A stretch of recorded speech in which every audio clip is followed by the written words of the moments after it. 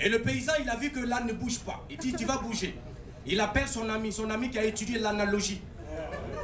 L'étude du comportement caractériel des ânes. Son ami arrive, il examine l'âne et lui dit, tu sais mon frère, tu vas bouger. Il lui donne en fait, c'est un produit, c'est du foronto. Le paysan, il coupe le foronto en deux, le piment en deux. Il soulève la queue de l'âne et puis frappe le derrière de l'âne, qui commence à courir.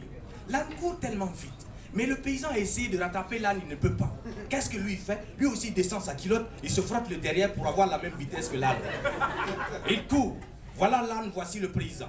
Et les deux étaient côte à côte, ils courent, ils courent, ils courent, ils courent. Le paysan dit à l'âne, t'as vu ce que tu m'as fait? On se retrouve à la maison, tu vas me payer cher.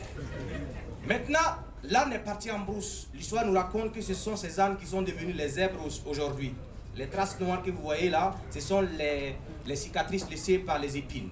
Maintenant, le paysan chez lui, il ne pouvait pas s'arrêter parce que ça lui faisait mal. Il faisait le tour de sa maison.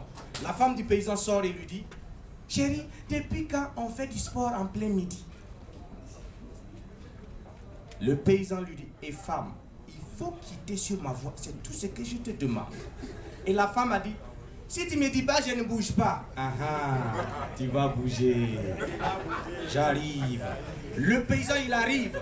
Il demande à la femme, si tu veux pas bouger, il faut te courber.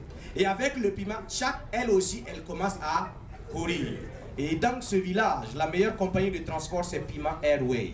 Rapidité, assurance tout risque.